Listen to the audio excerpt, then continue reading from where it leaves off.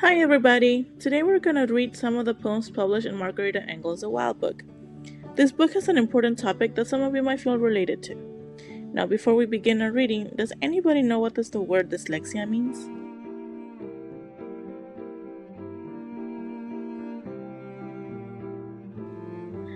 Our dictionary tells us that dyslexia is a general term for disorders involving difficulty in learning to read or interpret words, letters, and other symbols. However, it does not affect general intelligence. Now let's keep in mind this definition while we go through the next poems. We will begin our read aloud on page 3 with a poem called Word Blindness. Word blindness. Word blindness. The doctor hisses it like a curse. Word blindness, he repeats.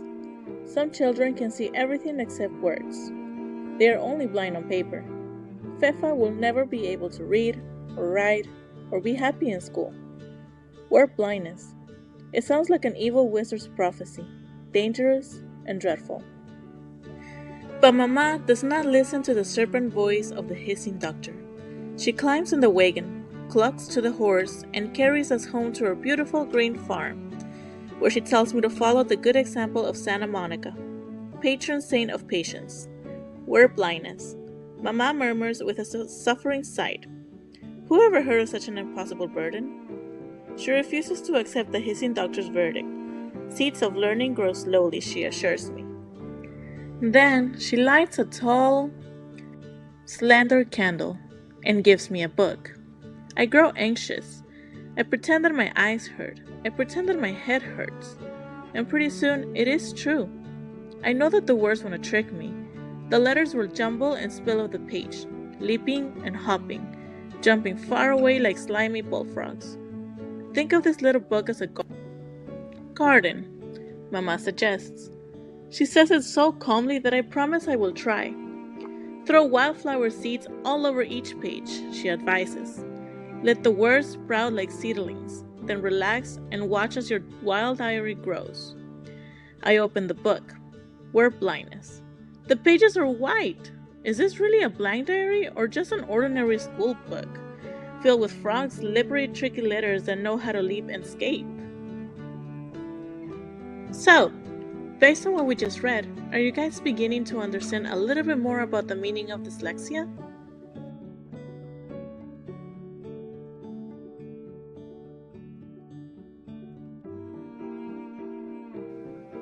Alright, let's keep going. We are now going to flip to page 8 to the poem named Homework. Homework. I struggle to write in my blank book, my wild diary, just a little bit each evening by a candlelight. It is almost impossible to practice patiently. I hate this deep dread of slippery vanishing words that make me feel so lonely. How do you guys think that Fefa feels by not being able to understand the words that she reads?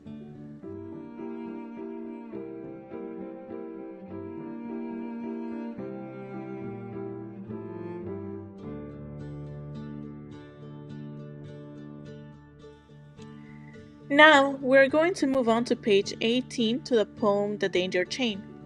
Pay attention to what Fefa's father has to say.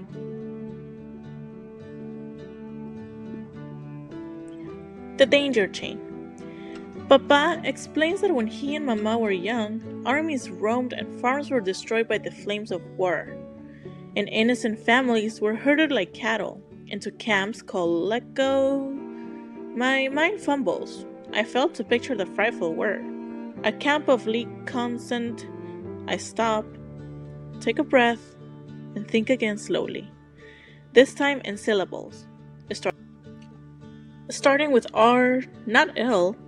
Reconcentration. A reconcentration camp. The tongue-twisting word finally makes sense. It was a horrible place where my poor parents were fenced in and trapped during the war years. Now, Papa explains rebellions and chaos have returned. Danger roams again, but this time the wild men are not soldiers, just greedy bandits who kidnap children and demand ransom money. The wild bandits were children during the war years. They suffered the cruelty of soldiers. They learned how to be cruel. Danger is a chain, Papa tells sadly. A chain passed from one wounded child to the next. We must stop the danger by breaking the chain. We must learn how to stay safe and be kind. How does Fefa feel after hearing her father's story?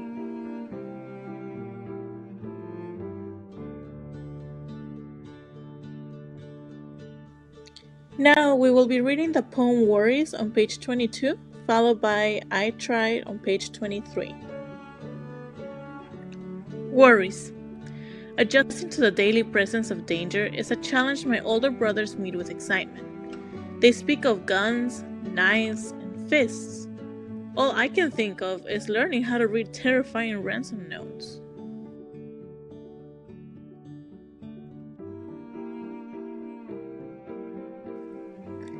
I try.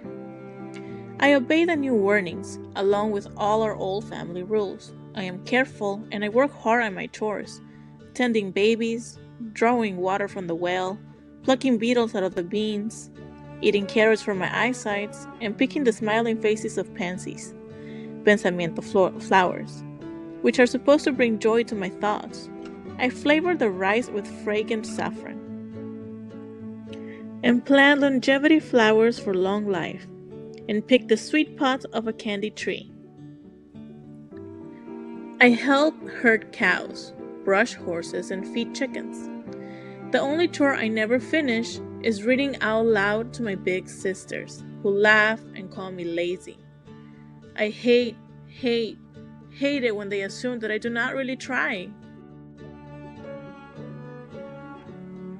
What do you guys think is Fefa's frustration in this poem?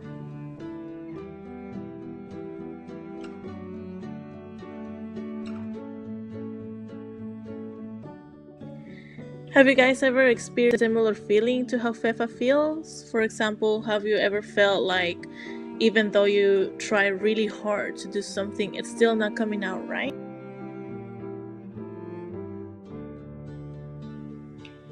Well, let's see how Fefa deals with this issue and move on to the poem Word Hunger on page 40.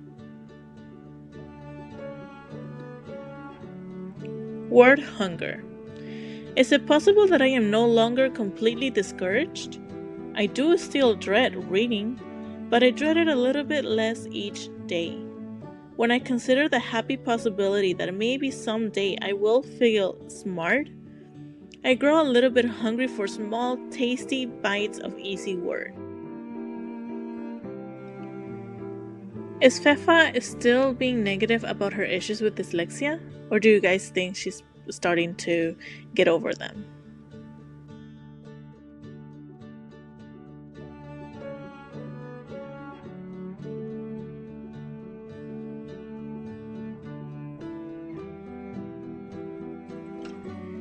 We are now going to page 42 to read the poem called The Ugly Poem. The Ugly Poem. My Saints' Day album has finally received its first verse. Fausto, the farm manager, is old, but he gives me a poem that he wrote in my honor. His handwriting is jagged and sloppy, but the poem calls me a rose in a garden. From now on, should roses be my favorite flowers? No! I will study so that someday I can read a lovely poem from a younger admirer with graceful handwriting that does not resemble the claw marks of a beast. Now let's move on to page 55 and read the poem Uncertainty. Uncertainty. I imagine escaping on Papa's fastest horse. Where would I go? To the tower, just like my sisters. The tower is on a farm where long ago 2 wealthy brothers competed to see who was stronger. One built a tower and the other dug a well just as steep as the height of the tower. A wandering woman poured magic into the well, but she cursed the tower with evil enchantments, because it was said to be used as a watchtower for catching runaway slaves. or as a prison tower for punishing rebellious wives. When I daydream, I feel certain that I will never marry a man who keeps captives. But there are so many types of men and types of towers. How will I know? Can a tower of fear ever be transformed into a tower of hope? Let's read the poem Scribbling on page 60. Scribbling. Trying to forget my troubles, I sit alone, jotting another list of complicated names in my wild book. I spell my own long name, Josefa de la Caridad Uría Peña. I sound out the name of our farm, Coatzacoalco. I pour out the name of the river, Manatí. I print the name of the town, Trinidad. I whisper the name of my favorite daydream, Happiness. What is Fefa doing? Why do you think she's writing down all these words?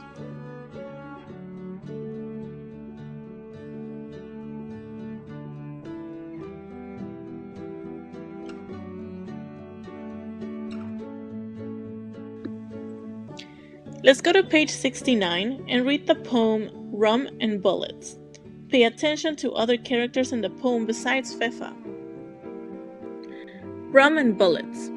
My big brothers drink rum, and then, just to frighten me, they sing an ugly rhyme about sneaky spiders and slimy frogs. They laugh and laugh while they take turns admiring a new rifle that one of our uncles brought for the hunt. The rifle is long and shiny. Jose de Jesus brags that the bad guy man does not stand a chance. He holds the ominous gun backwards, sideways, and upside down. He flips it and spins it, showing off like a girl with a fancy new dress. The rum makes him childish. The gun makes him dangerous. He dances a wild rumba, pretending that the rifle is his partner. The explosion is like nothing I have ever heard. Thunder and lightning all roll into one stormy burst of terror. My brother's eyes open wide, and then they slowly sag shut. While my heart flies rapidly back and forth between fear and grief. Rum and bullets are such a deadly combination. Why didn't anyone see that the dragon-like Caiman was our wild farm's least dangerous beast? Let's read the next poem called Waiting on page 72 and find out what's going on. Waiting. Patience defies me. How can I sit quietly while my brother's life seeps away? I tremble and weep as Mama binds the ghastly wound in a frantic effort to slow the savage waterfall of bleeding. Papa mounts a horse and races all the way to town.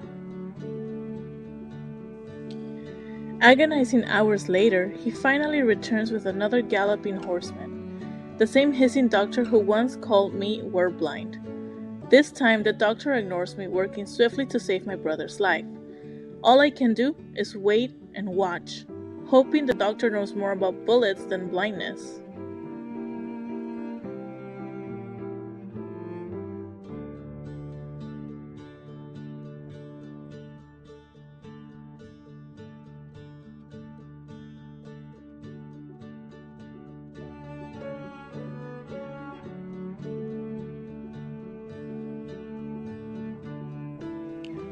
Let's find out what happened to Fefa's brother in the next two poems, Ready to Heal on page 75 and Strange Cures on page 76.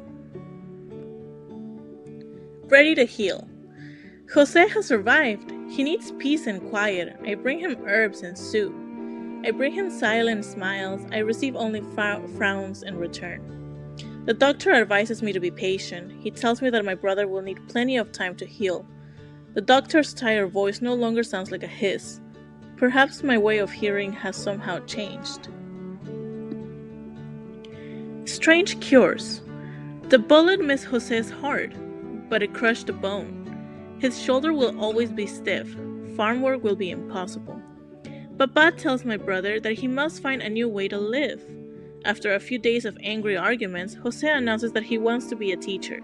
He declares that he must begin by teaching me. So now I have to read out loud while my wounded brother peacefully listens. My brother calls it his reading cure. I call it torture. Were you guys expecting that to happen? Or did you think that he was not gonna make it?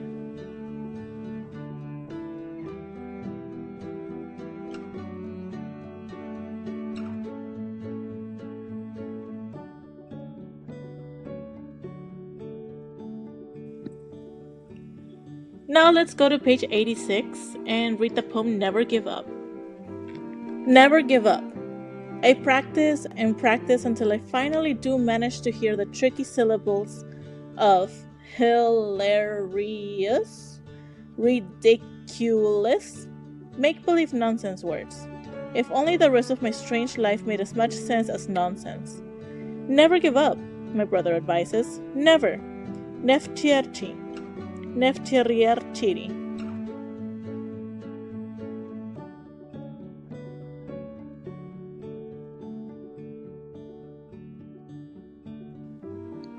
Courage. This is the last blank page. My wild book is full.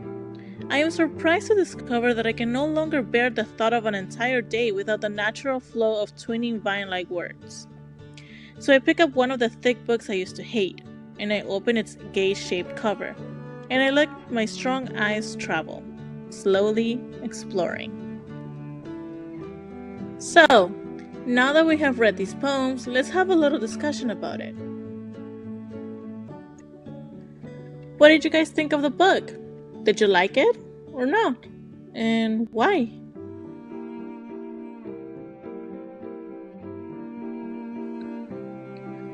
Do you guys have a better understanding of what dyslexia means?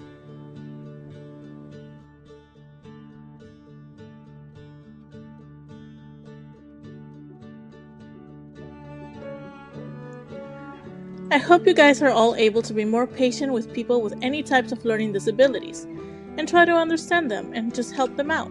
Give them a hand.